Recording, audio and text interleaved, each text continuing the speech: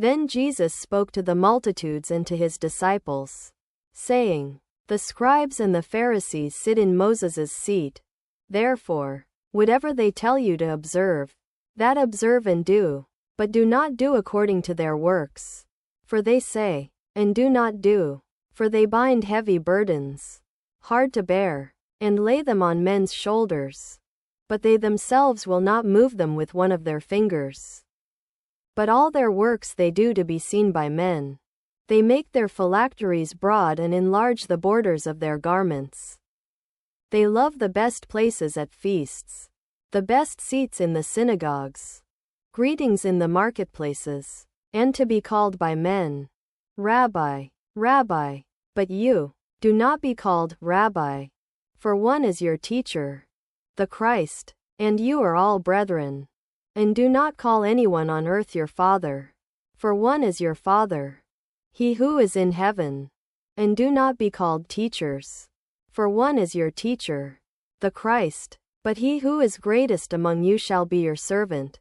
And whoever exalts himself will be humbled, and whoever humbles himself will be exalted.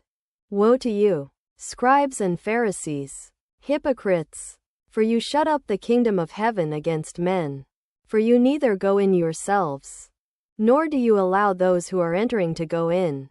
Woe to you, scribes and Pharisees, hypocrites! For you devour widows' houses, and for a pretense make long prayers.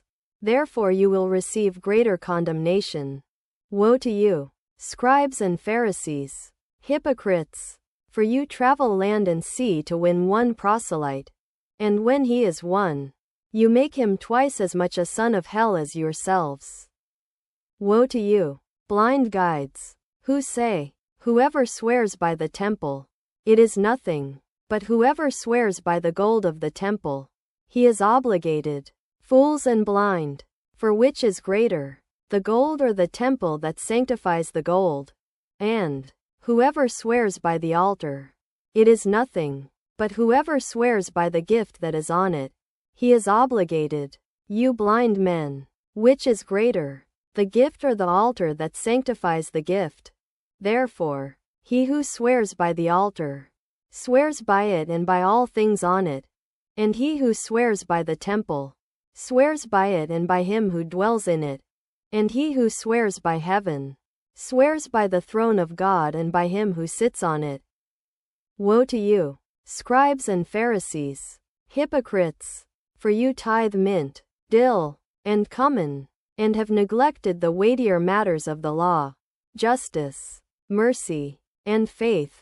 These you ought to have done, without leaving the others undone. Blind guides, who strain out a gnat and swallow a camel. Woe to you, scribes and Pharisees, hypocrites! For you cleanse the outside of the cup and dish, but inside they are full of extortion and self-indulgence. Blind Pharisee, first cleanse the inside of the cup, that the outside may be clean also. Woe to you, scribes and Pharisees, hypocrites! For you are like whitewashed tombs, which indeed appear beautiful outwardly, but inside are full of dead men's bones and all uncleanness. Even so you also outwardly appear righteous to men, but inside you are full of hypocrisy and lawlessness. Woe to you, scribes and Pharisees, hypocrites!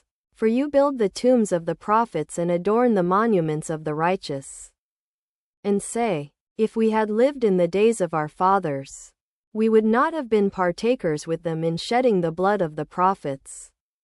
Therefore you are witnesses against yourselves, that you are sons of those who murdered the prophets.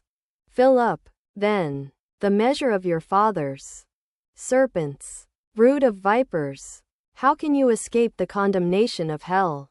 Therefore, indeed I send you prophets, wise men, and scribes. Some of them you will kill and crucify, and some of them you will scourge in your synagogues, and persecute from city to city, that on you may come all the righteous bloodshed on the earth. From the blood of righteous Abel to the blood of Zechariah, who perished between the altar and the temple. Truly I say to you, all these things will come upon this generation.